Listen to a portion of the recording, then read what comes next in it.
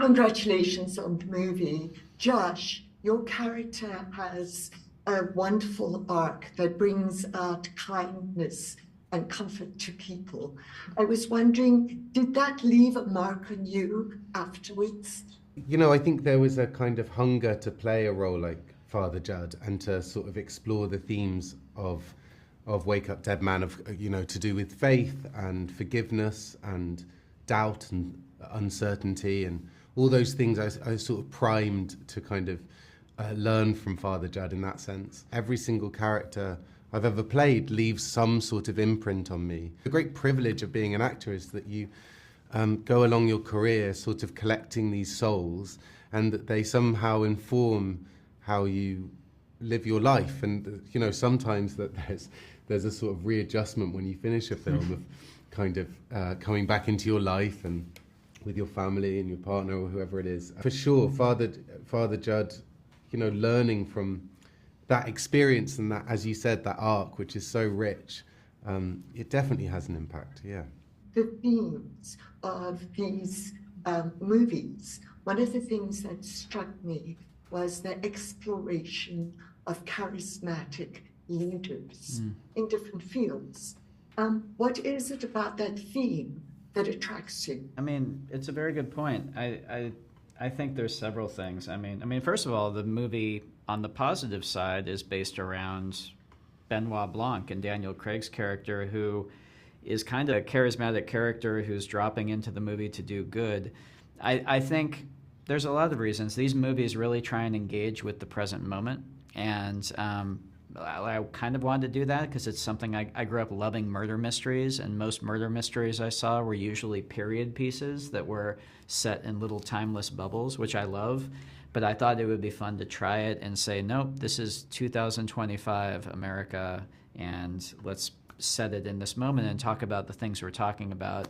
And very sadly, it's hard to be in this moment and not talk about charismatic leaders who are deceiving people who into twisting the tenets of something that should be good for humanity into something that gets them power and wealth and causes cruelty to people.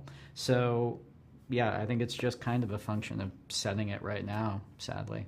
You also explore this idea of truth, various perceptions of truth.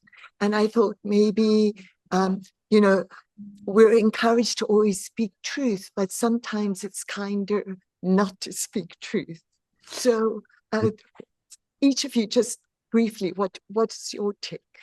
The narrative in this movie of grace, I think, and of there's truth, and ultimately at the end of the movie we do get to truth. It's not, I hope the movie isn't saying, avoid truth in order to be nice to people. I don't think that really works. But I think that you can get to truth through a path of empathy and through grace and kindness, which is where Blanc gets to by the end, as opposed to you can also get to truth through judgment and cruelty and in that path. So I think it's more a question of what path to the truth, and I think the one that goes through human empathy is the one we're always going to be on the side of. I agree with Ryan. I think you're absolutely right that ultimately it's the truth is. So again, we live in a time where the sort of truth is blurry.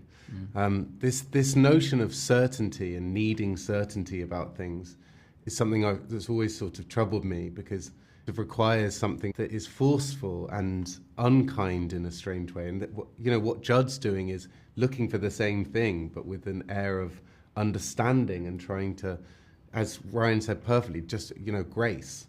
And that's something, it's why I'm so drawn to that character, and it's something we don't often see on film. So yeah, that sets it apart, I think. Well, you conveyed it beautifully, inspirational for me, and I hope the world. Thank you.